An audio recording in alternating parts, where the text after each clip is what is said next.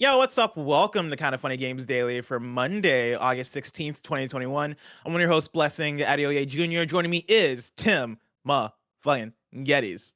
Lets him host. Bless, how are you doing?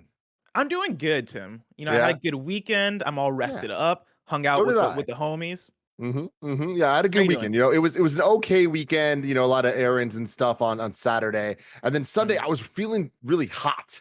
It mhm. wasn't really that hot outside, but for some reason I was just flush, and I was just like, I need some like ice to cool down. You know what I'm I feel talking that. about? Now, And then Tim, all of a sudden, you th- showed up at my house. yes. Yeah, because I got the call. Tim, because I was also feeling really hot. I did the thing. I've been doing this thing recently where I've been putting grapes in the freezer. I don't know if you've tried this. Putting Oh, grapes in pro the maneuver. freezer, Oh yeah. letting them freeze, and then eating them Mhm, that way. Oh, mhm. fucking dope. But yeah, I got the call from you, and you're like, "Hey, I need some help. I'm feeling hot today." I'm feeling hot. I'm feeling hot. And then Blessing, you came through with what? Yeah, I came through and I delivered the ice, Tim. Oh, I delivered the oh, ice. baby. Oh, Oh my baby. god, look at Is that us. Sonic the Hedgehog bling? Oh yes, it is, Tim. Yes, it is. Look at this. Tim's got the Sonic the Hedgehog from King Ice. I'm rocking the Shadow. Look at that. Oh, You celebrated 30th birthday, everybody. Sonic the Hedgehog. happy Never 30th forget. birthday, Sonic. Yeah. Yeah. And Just a I good love that you're effort. rocking the Sonic bomber Oh, jacket at the same had to time. do it. Had to do it. And look at you looking way too good with that This black might denim. this might be the freshest episode of Kind of Funny Games Daily to date. Everybody, Yeah. Take it all in, everyone. take Take it it all all in in. because I'm Have a feeling moment. icy. I'm I'm taking it feeling in. icy too, Tim. Thank you, Barrett. Thank you. All right, let's talk about today's stories, which include Control hitting 10 million players, Phil Spencer loving the Steam Deck, and more, because this is Kind of Funny Games Daily, each and every weekday at 10 a.m. live, except for today where we're live at 9 a.m. live, right here on twitch.tv/Kind of Funny Games. We run you through the nerdy news you need to know about. If you're watching live, you can correct us when we get stuff wrong by going to kindoffunny.com/you're wrong. If you don't want to watch live, you can watch later on youtube.com/kindoffunnygames, roosterteeth.com, or you can listen later on podcast services around the globe by searching for Kinda Funny Games Daily. To be a part of the show, at patreon.com/Kinda Funny Games, where bronze members or above get to write in, and silver members or above get the show ad free with the exclusive daily post show. Tim, I wasn't joking around about hanging out with friends over the weekend, and I happened to have the ice on me when I was hanging out with them. I was hanging out I with love you. Yusef and Belinda, and I told them about the ice. I showed them the ice, and they were like, what is the market for Sonic the Hedgehog bling? And I was like, Us. It's me and us. Tim, me and Tim are the market for Sonic the Hedgehog bling. And they're like, how many people are you? Their follow up question was, how many people are going to buy this for the meme of it? And I was like, you guys don't understand. Everybody's gonna buy this for the meme of it. Yes. That is the market for it, and I can't hmm believe that we hmm got it. God bless God, King Ice. it's so good. God bless King Ice. Housekeeping for you. We got a new episode of the Kinda Funny Xcast that is up right now with Mike, Gary, and Barrett Courtney talking all about Xbox at Gamescom, Hades, and Halo. You can catch that on youtube.com/kindoffunnygames and on podcast services around the globe. And then today, Kinda Funny is hosting the Marvel's Avengers War for Wakanda Launch Party starting at Yeah. 10 a.m. Pacific time over on twitch.tv/Crystal Dynamics. Greg and Miss Marvel herself, Sandra Saad, will be hosting 2 hours of gameplay, dev insight, and cast interviews. And then also, yes, Black Panther himself, Christopher Judge, will be there, and you should too. It's happening right after this at 10 a.m. Pacific time on twitch.tv/Crystal Dynamics. Then on Wednesday, 6 a.m. Pacific time, we're waking up and reacting to that Pokemon presentation. Isn't that right, Tim? Oh, unfortunately, it is. I'm Yeah. excited for the presentation. Not excited for the time, but I will be there. Roger Percorny's going to be there. Andy Oh, Cortez is going to be there. Blessing, are you going to be there? No pressure. No pressure. oh I like that you're man. utilizing Roger since it'll be 9 a.m. for him. Exactly. Oh, Exactly. that's actually a smart move. I didn't think about that. Huh, Mhm. I mean, it's Pokemon, right? It's Pokemon Diamond and Pearl, and it's Yeah. Pokemon Legends Arceus. Yeah. And Here's for my Pokemon guess. Legends, I'm gonna have to wake up. Yeah, that's what I'm saying. You got to be there for that because who knows? Mhm. My expectation is we get a delay for Legends that they announced Mhm. here, but I think we will see more of it to like kind of soften the blow a little bit. I mean, You know, how so much I'm of a kind of delay? Because excited. all they said is early 2022, right? Yeah, They said we're getting did they close say, to like, early They said 2022. January 2022. I think. Yeah, yeah. What do you think? Like second half of 2022 then? Maybe November next year? I don't know, but I could see them just delaying it. like being like, "Yo, we were crazy," saying January, and like just being like, "It's Mm. 2022 for now." Mm. For now, What else do you think we get anything that's not Pokemon Diamond and Pearl and Arceus? I don't know. I mean, maybe some little things, but like that's a lot, right? That's 3 whole games, like one Mm. brand new thing that people are extremely looking forward to, and you know, 2 highly anticipated remakes. Like there's a huge fan base for Gen 4, so I don't think they really need to go too much deeper with other stuff. But like there always is some weird little thing. Like maybe we'll get some Yeah. Pikachu bling. You know what I mean? Oh my god, could you imagine?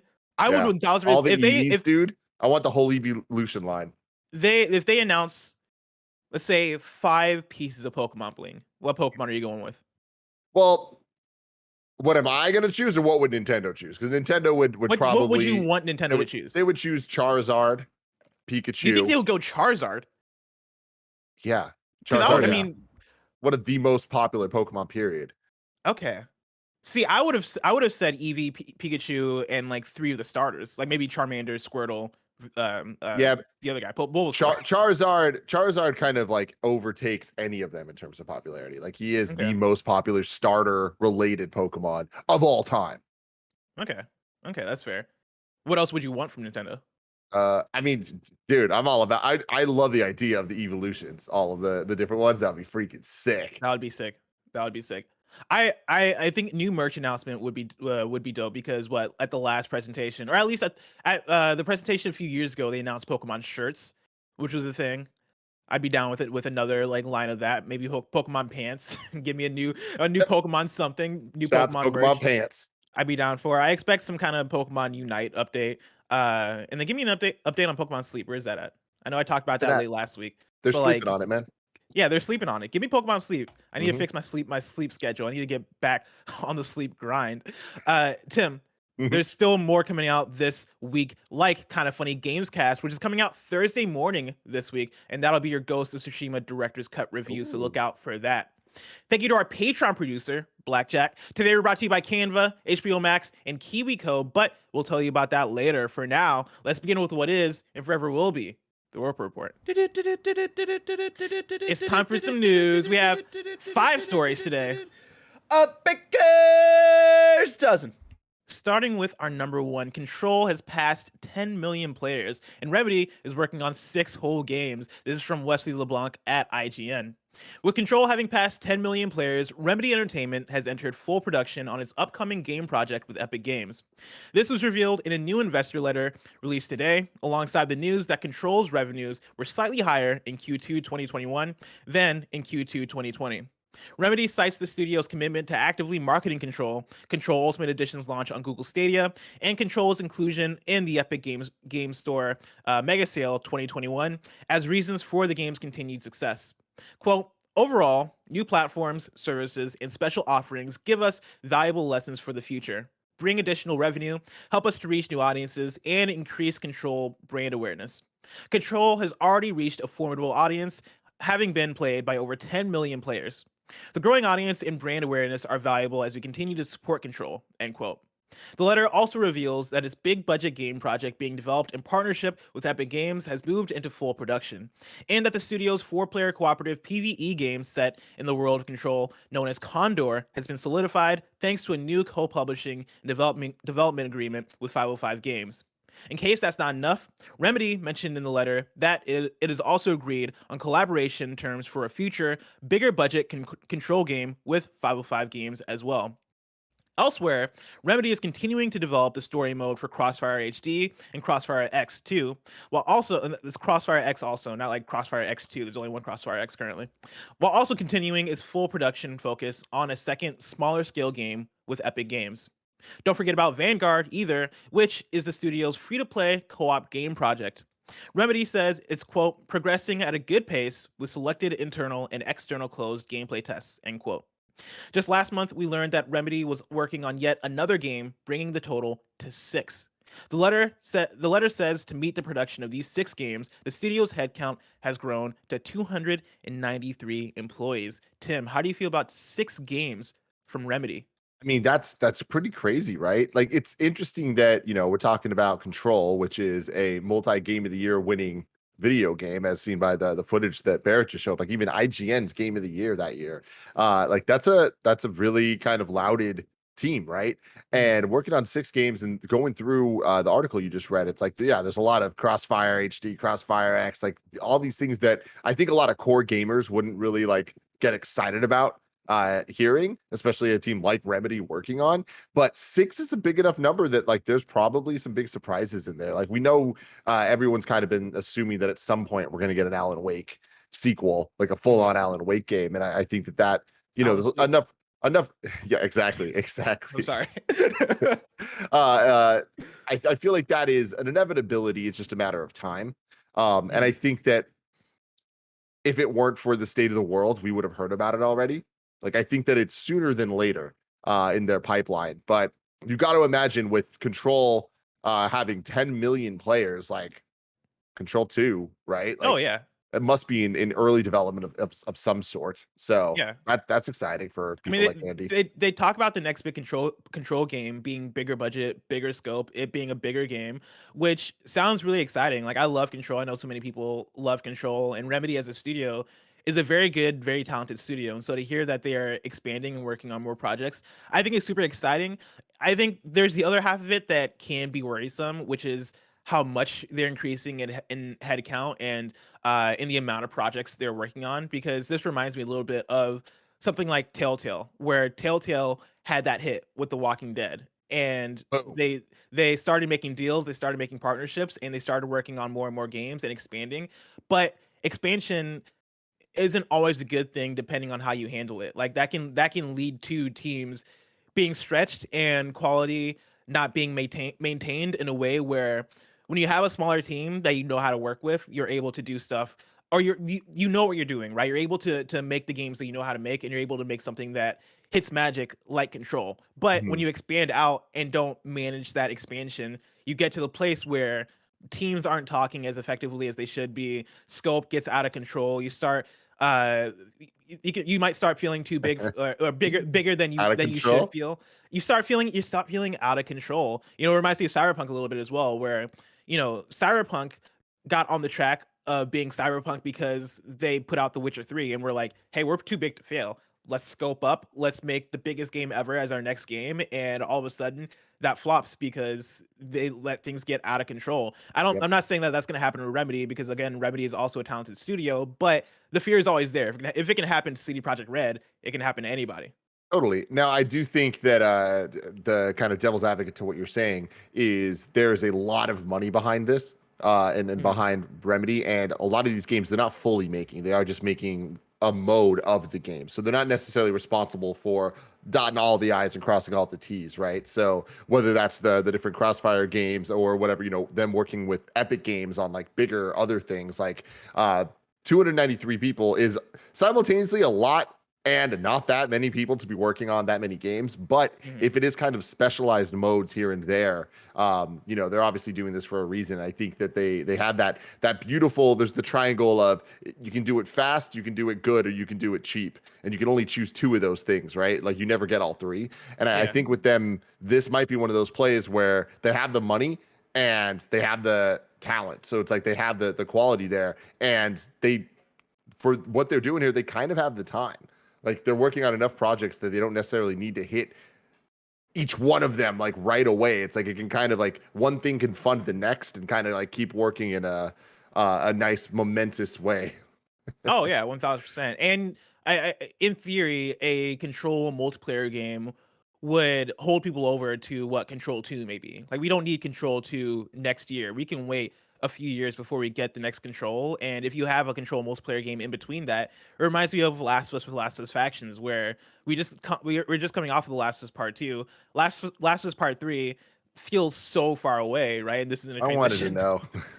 But like, that feels like it's forever away. But for people who are fans of The Last of Us, for people who are hardcore about it, we know that we're probably going to get factions in the next couple of years. We know that we're probably going to get maybe a new Naughty Dog IP in the next couple of years. We're going to get stuff that holds us over to that next title.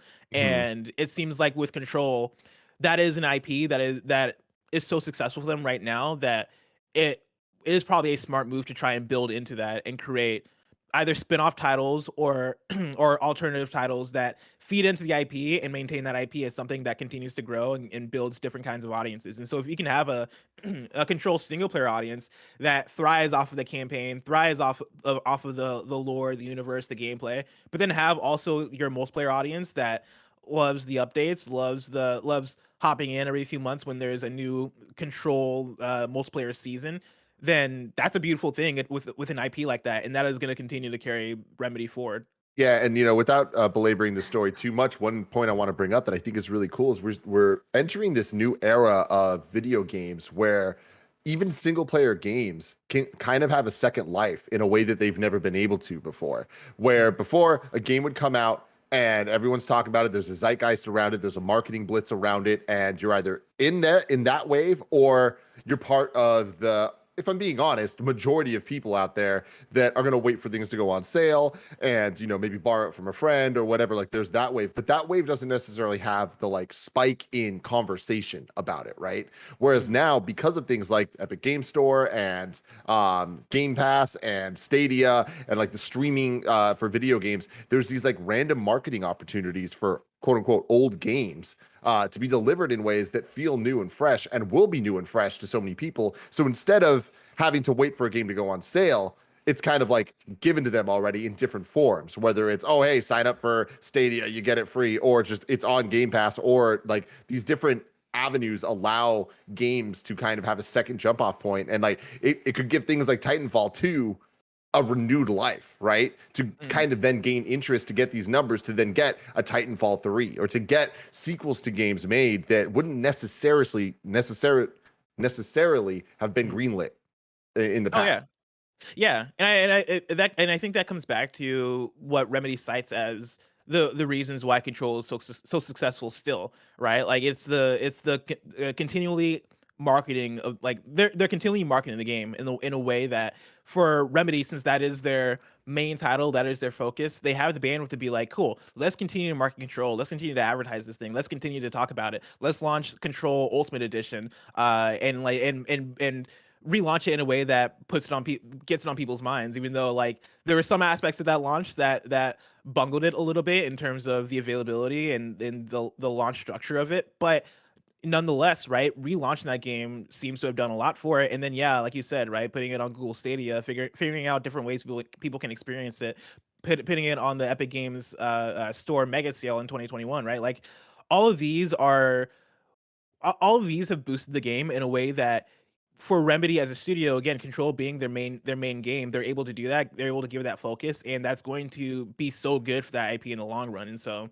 curious to see what these 6 games look like for Remedy. I am excited for the Control multiplayer game. Like, I really want to try that out. I think that is a promising idea, and I'm also curious to see what these games are that they're working on with Epic Games are, because Epic Games, I remember when they put out the graphic of, hey, we're working with these developers to make games, and it was Remedy, it was Gen Design, which is Ueda's studio, Ueda from The Last Guardian and Shadow Colossus and Eco. It seems like they have an interesting thing going in terms of partnering with studios, and they have a vision. Given what that what that graphic was, I want to know what that vision looks like in fruition, because I want to see Holy what shit, Gen yeah. Design's next game is. I want to see what Remedy makes exclusively for Epic Games. Like that they have an interesting lineup in terms of studios, and that could be something really cool and special. Mhm. Tim, let's talk about story number 2. Xbox head Phil Spencer loves the Steam Deck. This is Jared Moore at IGN. Xbox boss Phil Spencer has managed to get his hands on a Steam Deck early and says that playing Xbox games such as Halo through Xbox Cloud Gaming feels good on the handheld. In a tweet, Spencer confirmed that he'd spent the best part of a week with the upcoming portable PC before congratulating the Steam Deck team. Quote, "After having mine most of the week, I can say it's a really nice device. Games with me on the go, screen size, controls are all great. Playing Halo and Age feels good. xCloud works well. Congrats, SD team." The Steam Deck is able to stream games through Xbox Cloud Gaming thanks to the fact that it's just a PC, despite its console-like form factor. This is the end of the Phil Spencer quote. There wasn't an end quote there, so end quote. This means that simply opening the web browser and going to xbox.com is all you need to do to access the Xbox Cloud Gaming library. Well, Spencer might have been granted an early edition of the Steam Deck. The console is set for general release in December. Off of this story, I want to pull in a question from Anonymous, who wrote at patreon.com/kindafunnygames, just like you can, and says, with Phil Spencer saying the Steam Deck is perfect for Xbox cloud gaming, is Steam Deck the secret answer to Xbox competing with the Nintendo Switch? Could the Steam Deck become the most popular platform for xCloud? Tim, those are two different questions. Yeah, But the where answer do you is want to start with no that? to both of them.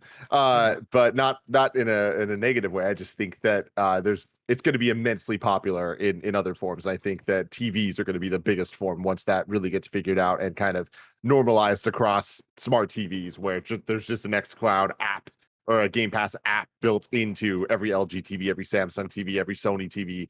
Maybe not Sony, maybe Sony. I don't know. Things are Mhm. weird, right? It's a whole Yeah. new world we live in. So the Steam Deck is really interesting because Greg pre-ordered one, and I was saying, and I was like, he was like, "Are you gonna get one?" I'm like, no way. Like, I have no need for this. And he was just like, "You're gonna change your mind." And I was just like, "There's no way in hell I changed my mind."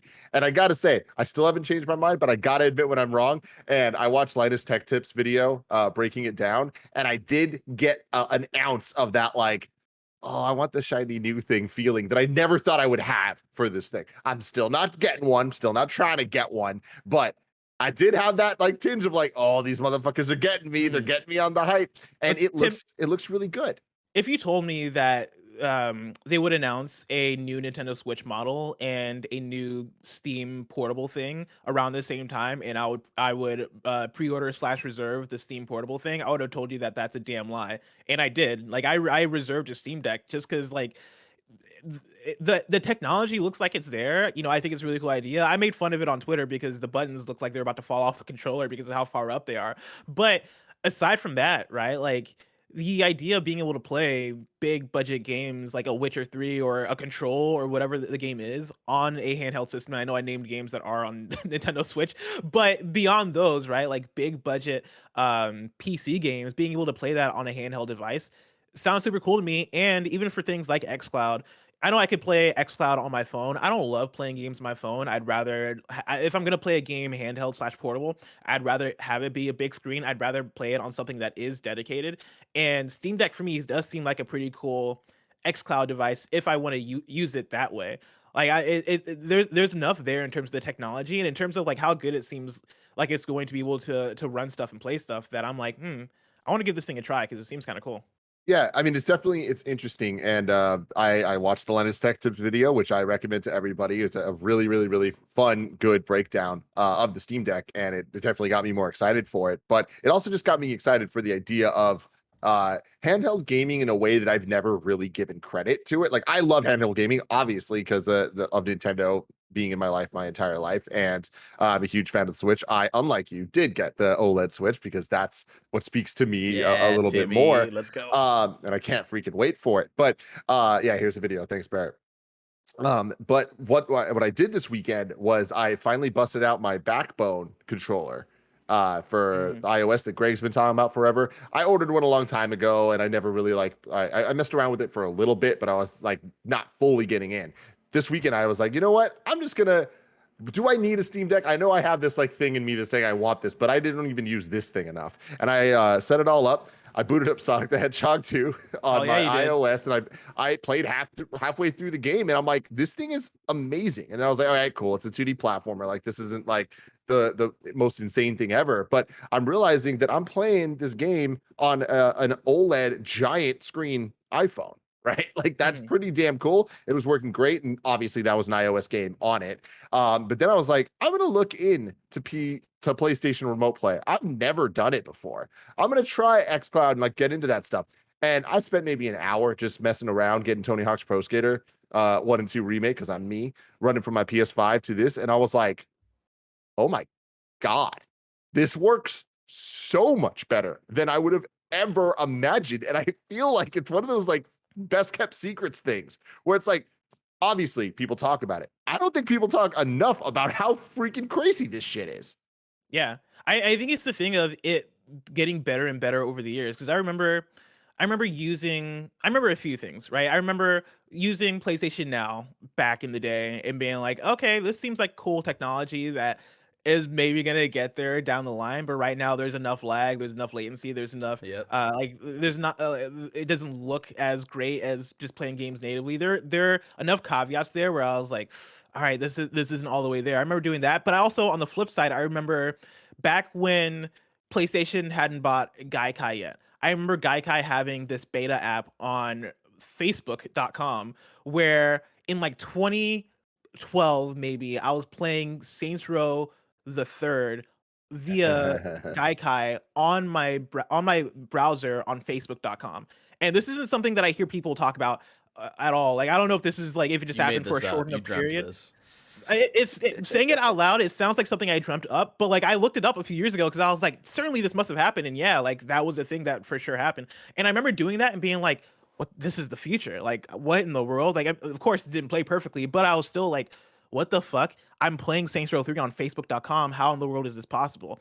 And now we finally gotten to the point, I think, where we're pretty much there in terms of this is a fine way to play a game. You can play a full game like this, and again, not the perfect way to play a game, but it's good enough to where it's fine for the caveat of I'm playing it on my phone. Cool. Like if I can play something on my phone with this level of quality and this kind of experience, then like who cares if there's the tiniest bit of latency when it works this good. And I think as we go, still like that is going to get better and better. Yeah, especially and with internet infrastructure, like hopefully being improved over the years as well. Because that's the one thing, Mhm. that's the one caveat I still have. Like, you need to have a good enough Wi-Fi to be connected to your phone. Because our apartment, like, if we're not in the living room, the Wi-Fi is like a little spotty, and that's why we have almost everything hardwired in.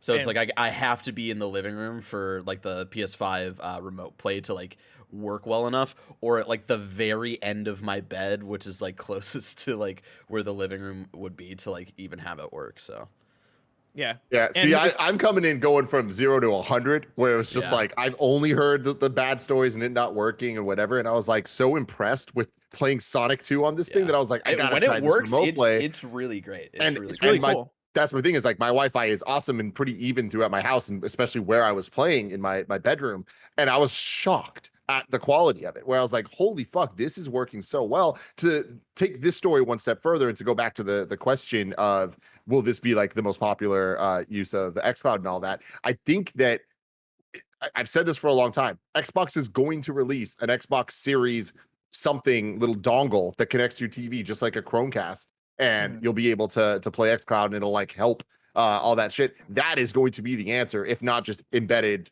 smart TV apps. Like the future, we're there, guys. Like it is not even close anymore. It's happening around us, and I can't believe it. Yeah, I'm right there with you, Tim.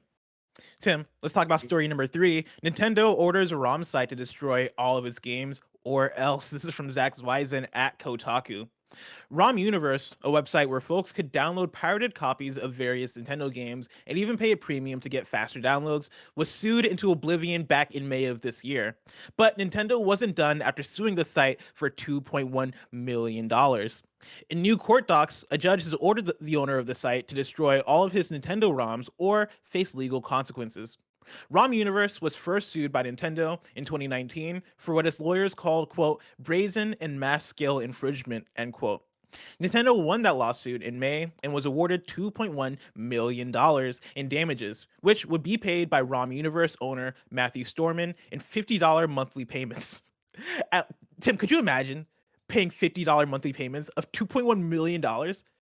It's fucked up. At least in theory. However, in July, Nintendo returned to court after Storman failed to make his first $50 payments. The game publisher requested a permanent injunction against Storman as it feared he might be willing to bring the site back online. And now there's more. As spotted by Torrent Freak, the judge has now granted Nintendo's injunction after taking another look at the case and the ongoing actions of Storman. The court has now ordered Storman to quote, permanently destroy all unauthorized Nintendo games or other unauthorized copies of Nintendo's intellectual property, including movies, books, and music, end quote. The judge has given Storman until August 17th, 2021 to comply, that's tomorrow, and until August 20th to file a declaration with the court verifying he has followed the judge's orders. If he fails to do so, he could face perjury charges. Also, as a result of this new injunction, filed late last week in U.S. District Court, Storman can no longer distribute, copy, sell, or even play unauthorized Nintendo ROMs. He's also barred from using any Nintendo trademarks or logos. So if you're running a ROM site out there, hey, be careful. I am just shocked it's taken this long. My entire life, I've always been like, how the hell do these websites exist? Because, there's the emulation sites and like there's a lot of they stay on the up and up on the legal side of like, hey, like they always have the documentation that's kind of backing like what they're doing and what makes it legal and shit. Then there's these ROM sites that are just like, hey, here's everything. Here's all the Mario. ROMs. And then they're always just like, yeah, only download it if you own it. Wink, wink. And it's just like, it has the same energy as the people that are just like, oh, well, it's fair use because I only used 3 seconds of the song in my video. It's like, that's not how that works. Yeah, like you were completely off on this. Same thing with the ROMs, where it's like there's such weird misunderstandings of the legalities of it all.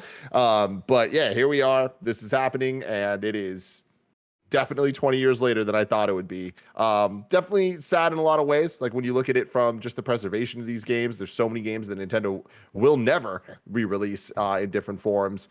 So that sucks. Ooh.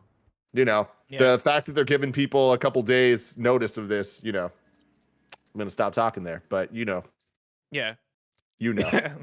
Oh yeah. But like this is one of those ones where it feels like Nintendo is definitely making an example of a person to scare other people, because this is a scary thing, right? Being sued for $2.1 million and being ordered to basically destroy everything.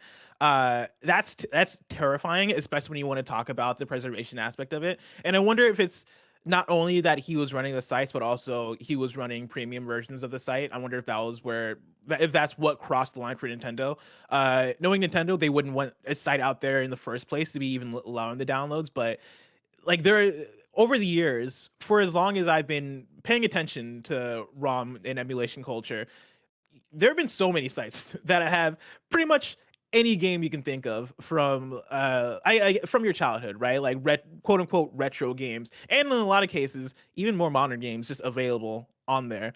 And it seems like those have just been left up. Like when I'm not gonna name sites, but like there are sites that I go to that still have ROMs on there, and like periodically I'll see games come up and come down, and I'll see like platform like, okay, we're taking off all our Game Boy games for now, and then I'll check back a year later and the Game Boy games are back. I see that type of stuff, and I wonder if we're gonna get to the point where it becomes impossible to find these sites anymore, because Nintendo has done the job in terms of scaring everybody away and really cracking down on this shit, because Nintendo really is very precious about these games. I wonder if we hit that point, or I wonder if this is a case where this specific site, ROM Universe, goes away, but other sites stick around.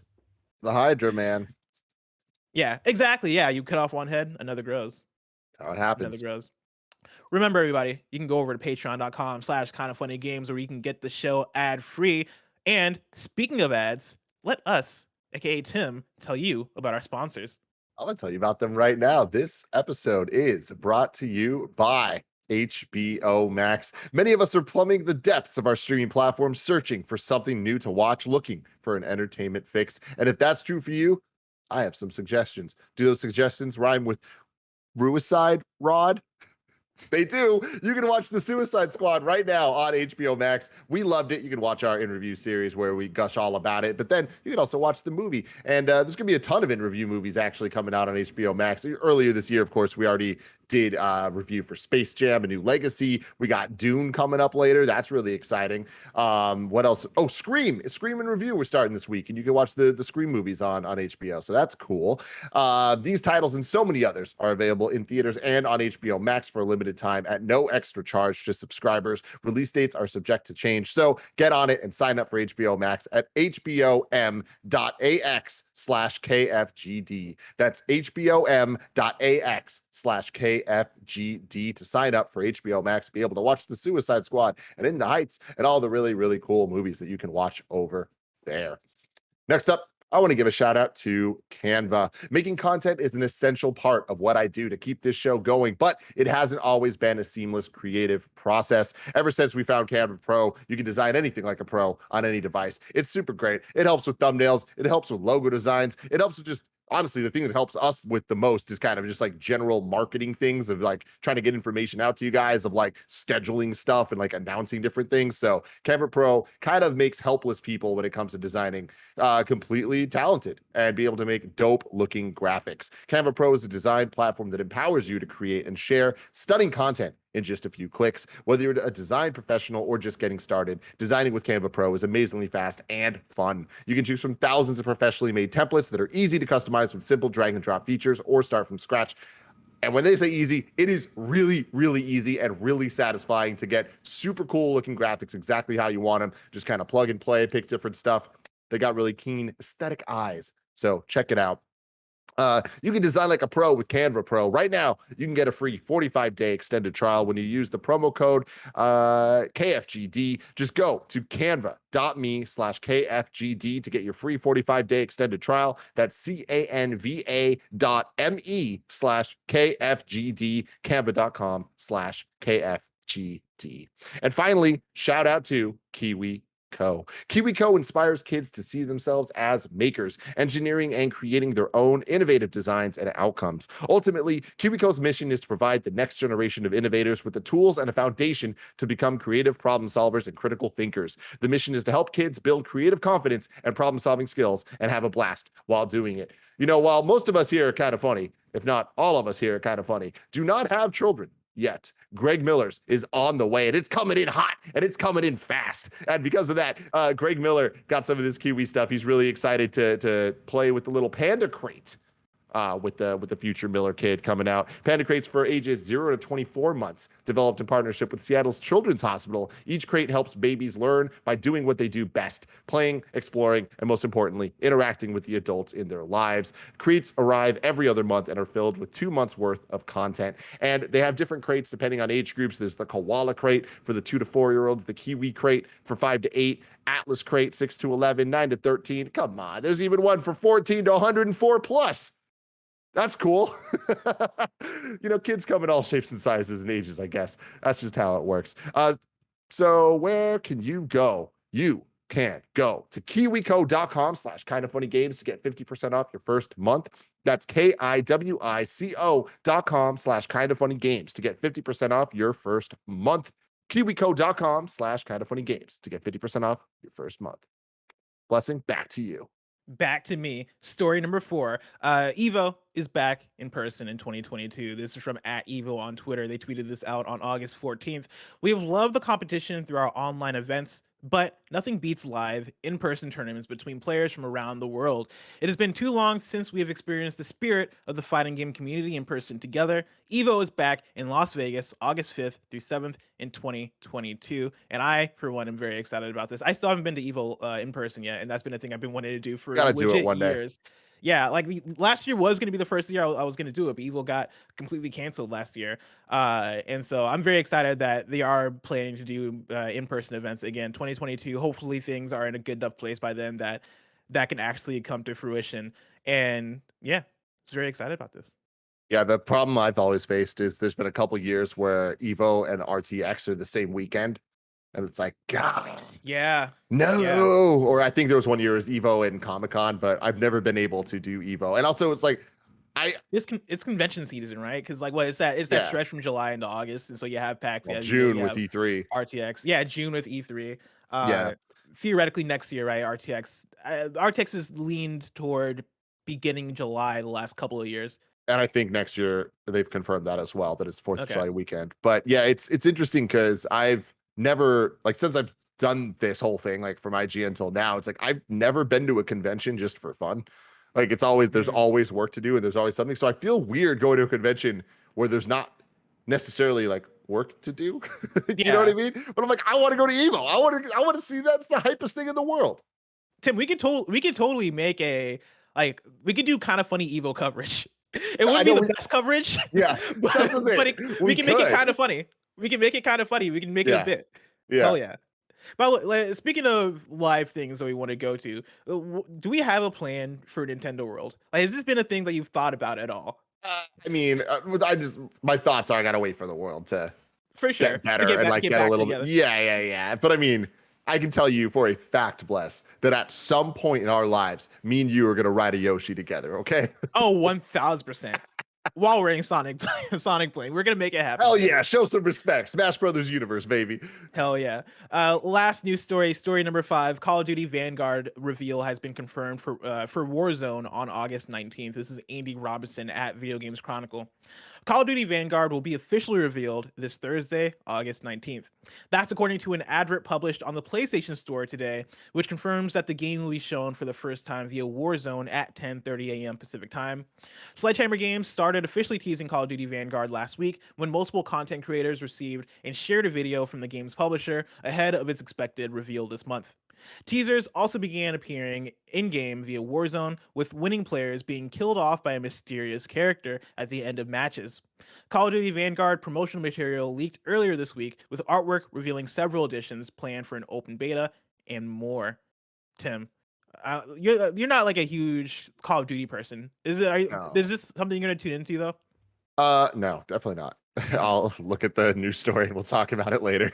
I mean, this makes sense for them to do. Again, we talked about this last week when this news first leaked. Like, I mean, we got to say it at the top. Activision Blizzard, fuck them right now. This is bad shit. We got to focus on all the important stuff going on there and the lawsuits and all that. And like, it feels really odd for them to be doing this, even though it makes sense. Of course, they're going to. Yeah.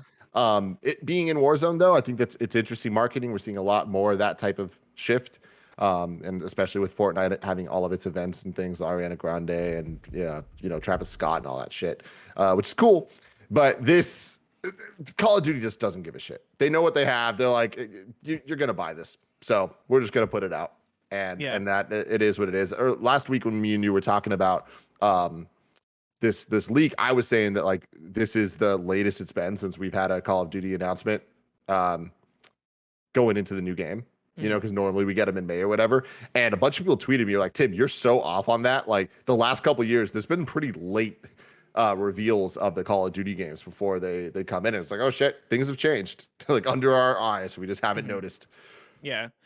I'm very fascinated with the shift to doing reveals within games. Like you mentioned the Fortnite stuff with Ariana Grande, and they've been doing that for I guess like forever at this point. Forever meaning being like three or so years. Ever since the Fortnite's become the hotness, they've been doing it. For Call of Duty Warzone, I wonder what happens if Warzone starts to become less popular. Like if this time next year, if Warzone, let's say, has dropped by quite a few million players because people find more interest in Fortnite or Apex, or if Battle Royale just doesn't stay as popular as it is a year from now. I wonder if they are like, cool, let's go back to doing it in May, or cool, let's go back to doing an on-stage presentation or on-stage reveal. Either way, like this stuff fascinates me, and I'm curious to see what Vanguard ends up being. I know we have the leaked details of it, but I'm curious to see it actually on screen with the actual trailer and campaign voice lines and all that stuff that really gives it character. Cool. Yep. Tim, I'm excited about that, but that's so far away. If I want to know what's coming out to mom and pop shops today, where would I go? The official list of upcoming software across each and every platform is listed by the Kinda Funny Games Daily Show host each and every weekday. Yeah. Out today, we got Road 96 for Switch and PC, Volleyball Challenge for Switch, and then Throw Anything for SideQuest VR. Throw Anything, I want to say I played on PSVR. And it's a pretty interesting game. Like the whole premise of that game was you're like at the top of like a tall building, and you look out of your window and there's like a bunch of zombies and monsters climbing up the building. And so you have to like look back, find anything in your room and throw it down at the monsters to knock them off the building. And so like you're like grabbing office supplies, you're grabbing like chairs, you're grabbing staplers and bullshit just to throw out of a window at zombies. If you have SideQuest VR, which I don't know one person who has SideQuest VR, but if you have it, I would say give it I would say check it out. Give it a play. See if you enjoy it. New dates for you. Forgive Me Father and Lovecraft's Untold Stories 2 launch into Steam Early Access via PC on Thursday, October 28th, 2021. I thought that And was then one game for a second, and I was like, God damn, No. that's a title. those are two. It was like, damn, that's a long ass title. No, those are two games. Forgive Me Father and then Lovecraft's Untold Stories 2. They both launched on the same day. They were included in the same press release, and so that's why it's phrased like that. But yeah, those are two different games launching Steam Early Access via PC Thursday, October 28th, 2021. And then War Mongrels is launching on October 19th on Steam. Deal of the day for you. This is from Wario64. Annapurna Interactive is having a sale on iOS. You can get the following games for cheap. Florence is 99 cents. Journey is 199. Flower is 99 cents. Telling Lies is 2.99. Gone Home is 1.99. Donut County 1.99. Gorogoa 99 cents. If Found 2.99. And then The Unfinished Swan is 2.99. What a lineup of games. Go check out that sale. Annapurna has bangers. If I was to recommend one, actually no, if I'm gonna recommend three, because it's hard to even choose one, I would recommend Florence, I would recommend Gone Home. Flower, baby. Flower's dope too. Journey over Flower. Yeah, if you haven't played Journey, I would say Journey. Yeah, but if you have played Journey, then play Flower. But yeah, legitimately, all of these games are bangers. I know people I know people who love each of these games, and so go check out that sale, have a good time, experience some of that Annapurna goodness. Tim, now it's time to squad up. Remember, you can write into patreon.com/kindafunnygames where you can write in with your questions. You can skip the ads, but then also you can squad up with the community, just like Jordan Deeb did. Jordan Deeb writes in with a kind of funny Avengers community squad up and says, "Good morning, KFGD crew. With Avengers War for Wakanda releasing tomorrow, I would like to remind everyone that there is a Discord group for kind of funny best friends that want to play Avengers together. We have rooms for squatting up on all major platforms, so come in and find yourself a group to assemble with over at invite.gg/KF Avengers. That is invite.gg/KF Avengers. Thank you, Jordan Deeb. P.S. Wakanda forever." Go squad up with Jordan Deeb. Go squad up with the Kind of Funny community and have fun in Wakanda, everybody. Now it's time for kindafunny.com/you're wrong. That's where you write in. Let us know what we got wrong as we got it wrong so we can correct it for those watching later on youtube.com/kindafunnygames and on podcast services around the globe. We only have one you're wrong today, and it's from Hard to Find, who writes in and says, "Tim is 1000% going to get a Steam Deck." We'll see. This week's hosts for Kind of Funny Games Daily are tomorrow, it's Janet and Gary. Wednesday, it's me and Andy. Thursday, it's Tim TM Thursday. And on Friday, it's Greg and Ryan Panagos.